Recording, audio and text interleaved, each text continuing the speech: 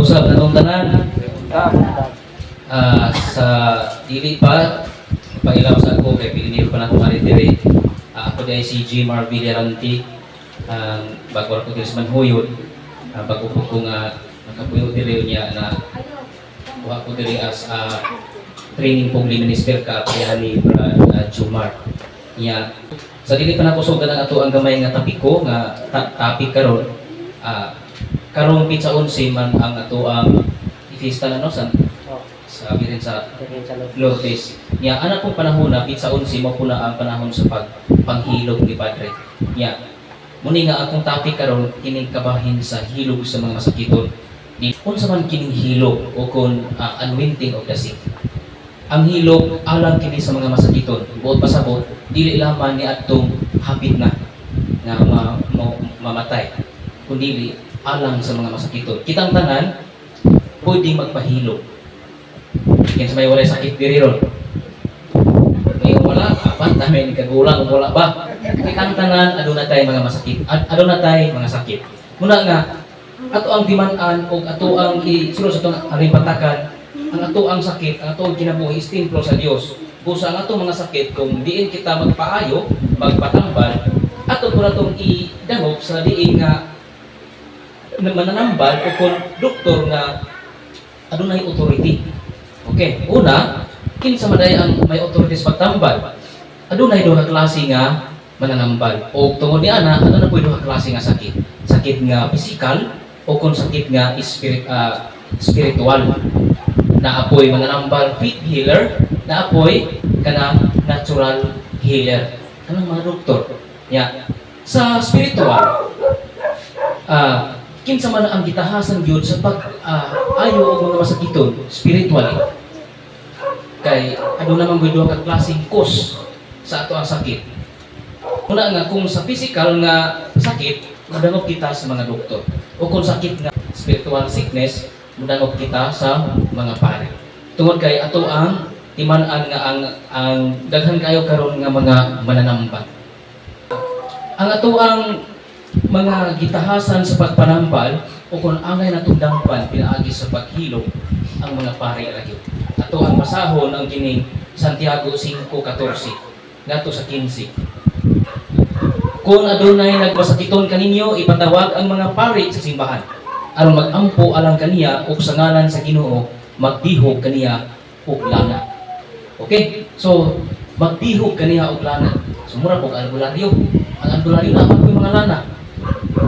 Okay, ano na po yung mga manambal na dili po mutuo og lana. Kakita mo na ron? Muna'y kumon karon sa atong palibot. Kanang mayong gani ba nga receive Jesus. So siyagit pa.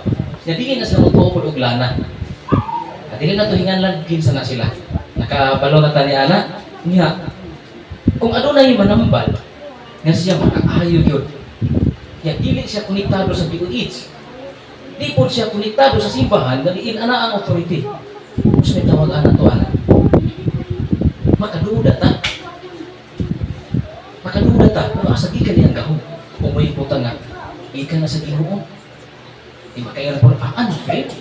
Ang nagalagad sa simbahan, wala nito gahiana. Niya sa hinuon nga wala na kaila og simbahan. Di ba? Makaya putang unfair. Di ba? Sa samang paagi, tungod niya na makaduda ta kung diin ka. Sa samang pananglit, logic ni siya. Ikaw karon, pagdala-dala kung naroon diha og hand grenade, armalay, dili ka konektado sa mga army, dili ka konektado sa mga pulis, mas may tawag nimo. Makaduda po ta. Dakpon giga, bot pasabot, illegal di ka. Kung adunay illegal ni anang mga butanga, aduna po'y illegal sa Kristohan sa espirituhanon. Muna nga klaro kaayo muna giklaro kaayo sa Ginoo nga o ano na yung magmasakiton ipatawag ang mga pare kay nasayod siya nga daghan kaayo ang mga daghan nangayo og mga masakiton.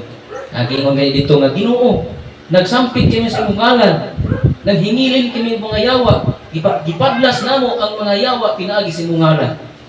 Iingon sa Ginoo, bahawa kamo mga makasasala. Wala ako nakaila kaninyo. Tungod niya na aduna di ay authority. So ang pare ni gamit mo og lana. Ang mga pikas nato nga simbahan wala man ko ni gamit og lana. Atong basahon diri sa Marcos 6:13. Ilang gihinginlan ang daghang mga yawa o gihaplasan nila lana o giayo ang daghang mga masakiton. Kini nga giistoryahan ini gipasabot ang mga apostolis nga nangayo og mga masakiton. Ano na ilana? Biblikal ang lana nga gigamit sa mga pari. Unang kana magpabihog, magpahilog, padisan ka og lana sa agtang o sa inyong palad. Duha ka klaseng sakit ang maayo ganinyo. Physically o spiritually. Ayaw himua ang Ginoo nga iyong tistinganan. Moingon ang uban, testing kuno ka kahilog ug maayo bata. Ayaw tistingi ang gahom sa Ginoo. Kay ang kayuhan og dili karon sa umaabot pa. Maghulat rata. Mamuna siya. Nya ang atoang mga kaigsuonan nga siguro very common karon dahang kaayong magmasakiton labi na sa mga bata nga mo dangop ta sa atong mga kasilinganan nga mga mananampal po niya siguro nga magi nakaagi ko anay kay ako nakaagi usab ko atong mga bata o mga bagong inanak aduna man dunay mga baklaw po nga isuot diri nga pula unya wala gilain gikanan ni ana dili ginagikan sa hospital samot nga dili pud gikan sa simbahan dili tudlo sa pare niya asa man nagikan sa mga nagtambal po kanang mga tulo-tarot niya mostly o kung kalabanan sa mga nagbuhat ni anak puno ka na sa patutuo niya atong basahon kung dili pa kana siya supak sa atuang simbahan. Deuteronomio 18 nato sa 12. Ayaw ninyo ihalad ang inyong mga anak ngadto sa mga patutuo sa mga manalagna o kontig himalad. Klaro gina siya. Ang simbahan mismo ga-reject ibinana. Dili ipahalad ang mga bata sa ngadto sa mga patutuo o kontig himalad sa mga espiritista. Kiklaro ko na sa Levitico 19 versikulo 31. Ayaw kamo dangog sa mga konsultag mga espiritu. Kay kana siya gikasilagan sa Ginoo. So ato ang lawas templo sa Dios ipatuloan og dugo aras tong kaluwasan kung magmasakiton kita dili kita musimang sa maringgalan. Ang ato ang mga kaigsuonan nga mga mananambal at naapos na yung versikulo nga ilahang gamiton. Unsa man yung versikulo ha? Kining sirat. Kapitulo 38, versikulo 1. Kay giingon man gid dire. O sa Tagalog na version, igalang ang mga manggagamot. Kung pasabot, respetuha ang mga mananambal. Kay mananambal man sila. So anay sila respetuhon sa matod pa nila. Karon, ang ato ang mga versions Biblia na kalain-lain. Ato ka nagputloon diha sa English nga Biblia. Iingon dire, honor to the physicians for the Lord created them. Sa lahat kung bahin nga Biblia. Honor to all the doctor. So buot pasabot di ay, kini siya nga bersikulo, wala kini naka-refer sa mga mananambal o kung albularyo. Which is refers to the doctors or physician. Which is the physician is the healer o physical. Sa ato ang lawas, physical. Kita sa physician, kay siya ang ayo sa mga masakiton, pinaagi sa kung kulang kang dugo, kung bahan kang dugo, o physician mo siya. Kung kulangan kang, wala may nakinugprag dugo siguro. Kung imuhang dugo siguro, saktuhan ra, dili sa walay hugaw, dili ka masakiton og dugo, kuhaan kang dugo, ipuli sa uban na kulang og dugo. Sa physician. Ni ka-refer kini siya ni anang mga physician nga bersikulo. Subot pasabot di ay ang tao nga ayo masakiton physically, naturally, physician or doctor, not fit healer, dili albularyo. Kung sa pinaagi sa espirituhanon ang mga kaparian, sila ang mulihog ug lana tungod kay sila ang nakadawat sa Espiritu Santo. Ya, tungod ni ana, pwede ko mo mangumpisandaan before mo magpahilog o kung mudulog pare for the hilog or anuin. Mangumpisal mo. Kaya ato po sa mga pare, kay sila nakadawat sa authority sa pagpasaylo og sala. Giingon niya sa Juan 20 bersikulo 21 22-23. Kitay hupa niya ang mga ulo sa mga apostoles. Dawagan ninyo ang Espiritu Santo. Kag kinsang sala nga inyong pasayloon, kini pasayloon usa. Kag kinsang sala nga dili ninyo pasayloon, dili usab kini pasayloon. So pasabot ang mga apostoles ug kung mga pare sila ang nakadawat sa authority. Surrender atong mga sala before ta mo dool sa sakramento sa hilog. Okay? So basig adunay mga pangutana. Kung wala na pangutana sa sunod ngayon kung ay mga pangutana, pwede sa mga pangutana na atong mga minister kini sila aduna po sila ikatubag, makatubag po ni. Nya atong timan-an before kumutapos kana bitang mga tampal-tampal na moingon nga kabilin sa kuang apuhan, kabilin sa kuang ginikanan niya. Ato ang basahon kini Kolosas 2:8.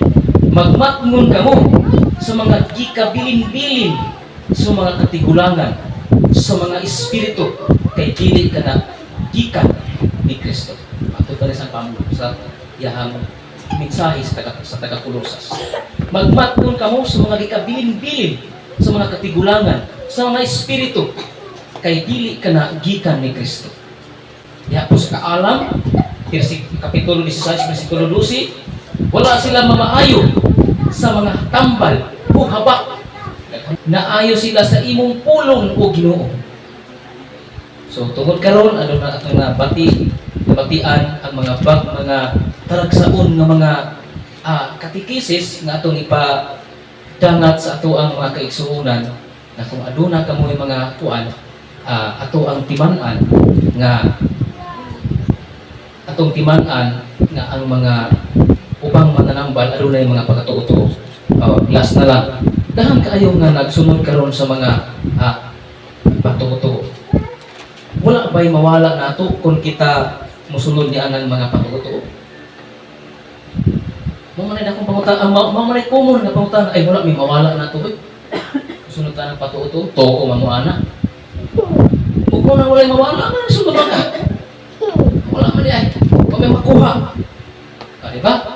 Atong timan-an, nga ang atong pagsimba, sugo kini sa Ginoo. Dili sugo sa pareha, sugo sa Ginoo. Kaya atong madawat ang grasya. Kay mao kini ang pinakauna yun nga sugo diya sa 10 commandments. Nga kung mosunod kita sa mga patuo-tuo, matud pa diya sa Mateo kapitulo 15 bersikulo 9. Kawang ang inyong pagsimba kay nagsunod man kamo sa pagtulunan sa mga tao sa mga gikabilin-bilin ng mga sugilanon sa mga katigulangan. Kawang di ay buot pasabot bisag magluhod pa nag-asin. Nagsunod pa kaniana, useless, mura wala. Unang atong hinluan ato ang kinabuhi kung andam kita mosunod sa langit kay diha sa pinadayag 21-27 wa gyud makasunod sa langit nga mahugaw bisan gagmay kayong abog sa imuhang kinabuhi pagahugasan kayo kana pinaagis kalayo kainit sa kalayo nga mao ang purgatorio. Wala na laing mga pangutana sa usaw duha pwede natong tubagon pero kung andam kung magkuha mo mga pangutana pwede nato lang i-discuss sa sunod nga higayon.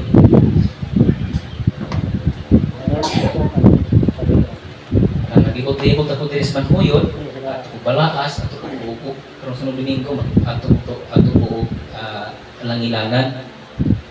Okay, so tungod niya na, ako mapasalamaton, dahaking salamat sa inyong pamati sa gamay na panahon. Happy Sunday ka na itong tanan.